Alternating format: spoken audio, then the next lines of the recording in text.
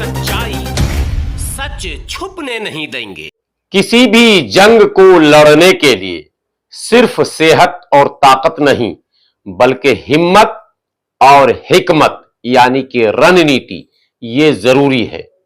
आदाब, मैं हूं हाफिज गुलाम सरवर और आप देख रहे हैं देश की सच्चाई। पूरे भारत में चुनावी बिगुल बजा हुआ है। नामांकन का दौर चल रहा है। दूसरे चरण का नामांकन भी लगभग पूरा हो चुका है।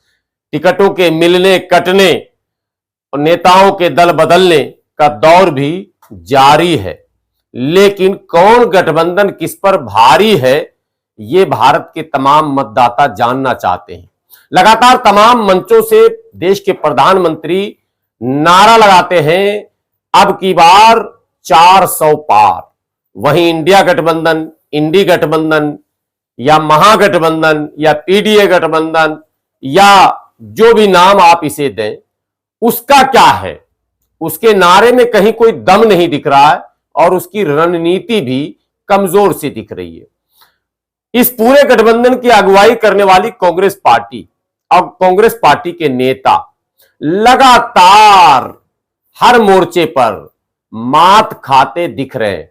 टिकट वितरण से लेकर गठबंधन में समायोजन तक अपने नेताओं को संतुष्ट करने में ही असफल नहीं बल्कि मतदाताओं को भी संतुष्ट करने में विफल दिख रहे हैं।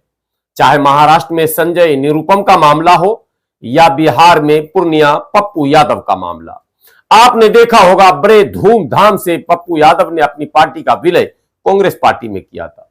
विलय से पहले पप्पू यादव राष्ट्रीय जनता दल के राष्ट्रीय अध्यक्ष लालू प्रसाद यादव से मिलने गए। क्या बात हुई तब तक किसी को पता नहीं था, लेकिन अब बाद के दिनों में पप्पू यादव ने बताया कि मैंने लालू यादव जी से आशीर्वाद लिया और उनसे यह कहा कि मैं अपनी पार्टी का कांग्रेस में विलय करने जा रहा हूं। लालू यादव ने कहा कि अबे पगले, आरजेडी में ही विलय कर दे। उस पर पप्पू यादव ने मुस्कुराते हुए कहा मुझे कांग्रेस सूट करता है और फिर वो दिल्ली को रवाना हो गए। दिल्ली की वो तस्वीर तो आपको याद ही होगी, देश की सच्चाई चैनल ने आपको दिखाया भी था।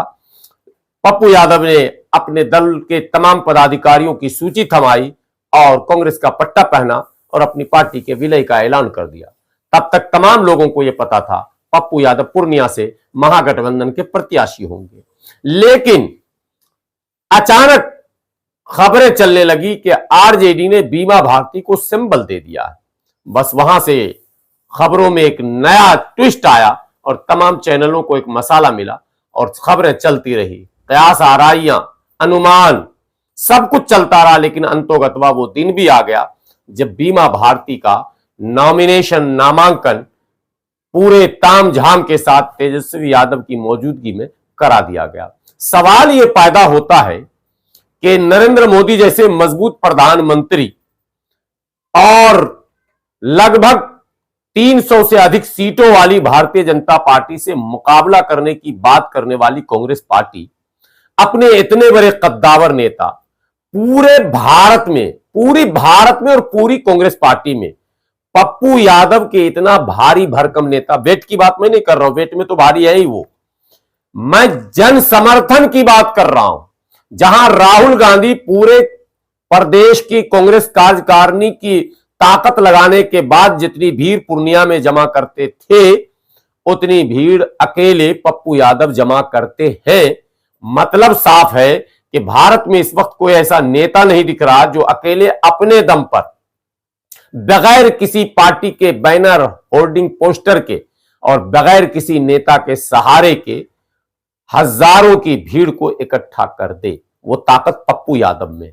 इतने भारी भरकम नेता को मैंने सिर्फ नेता नहीं कह रहा हूं, कांग्रेस में विलय करने के बाद कांग्रेस उसे टिकट नहीं दे पाई या वो सीट नहीं ले पाई। ये तो एक बहुत बड़ी हार कांग्रेस के लिए, और इससे पता चलता है कि कांग्रेस नेतृत्व कितना कमजोर है।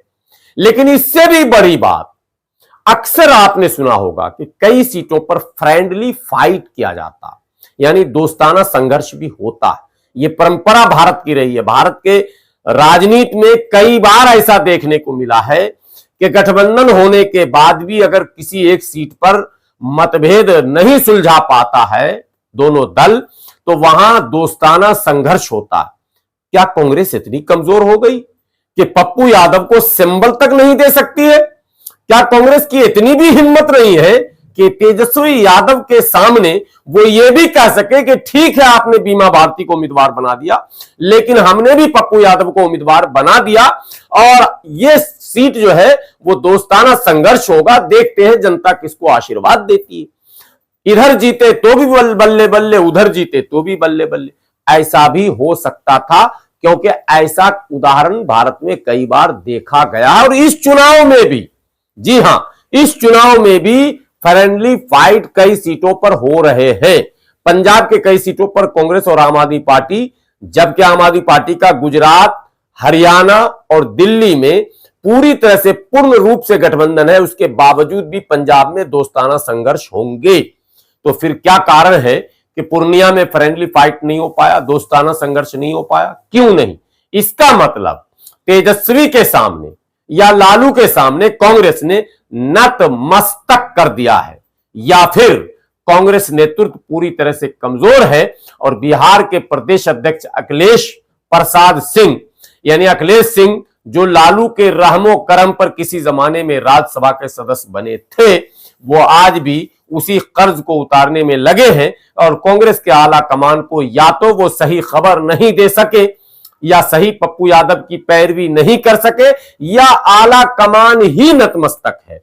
दोनों मामलों में यह जरूर कहा जाएगा कि पप्पू यादव को सिंबल ना देकर कांग्रेस ने अपनी कब्र ही नहीं खोदी है, बल्कि पूरे भारत के चुनाव में ये बातें उठेंगी कि कांग्रेस नेतृत्व कितना कमजोर है, जो अपने इतने दबंग नेता को, इतने मजबूत नेता को, इतने जनाधार वाले नेता को, इतने जन समर्थन प्राप्त नेता को एक सिंबल तक नहीं दे सकता है।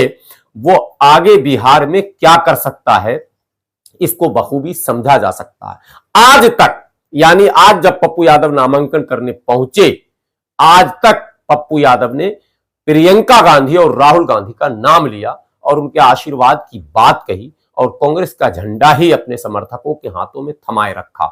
मतलब पप्पू यादव आज भी इंतजार में थे कि शायद कांग्रेस नेतृत्व उन्हें सिंबल जरूर दे देगी, लेकिन जब नामांकन कर बाहर निकले तो पप्पू यादव के सुर बदले हुए थे और मुझे लगता है पप्पू यादव के सुर अभी और भी बदलेंगे और पप्पू यादव सीधे सीधे लालू परिवार और शायद कांग्रेस के उन नेताओं जिनके कारण ये सब कुछ हुआ है उस पर प्रहार करेंगे। हालांकि पप्पू यादव इतने हल्के नहीं है जो ओछे शब्दों का वो प्रयोग करेंगे, और पप्पू यादव इतने हल्के भी नहीं है कि वो राहुल गांधी या प्रियंका गांधी पर कोई वार करेंगे या सीधे सीधे लालू यादव पर कोई तगड़ा वार करेंगे, लेकिन हां, इशारे इशारे में वो सब कुछ कह देंगे जिसको जनता समझ लेती है और मीडिया भी समझ लेती है। सवाल यही है और जवाब आपसे चाहूंगा कि क्या इतना कमजोर कांग्रेस नेतृत्व भाजपा से निमट पाएगा? क्या इतना कमजोर कांग्रेस मोदी के सामने टिक पाएगा? क्या इतना कमजोर कांग्रेस सरकार बनाना तो दूर की बात है, क्या विपक्ष की भूमिका भी निभा पाएगा? इन सभी सवालों के जवाब आपसे चाहेंगे और आप कमेंट बॉक्स में अपना जवाब जरूर लिखेंगे। शुक्रिया।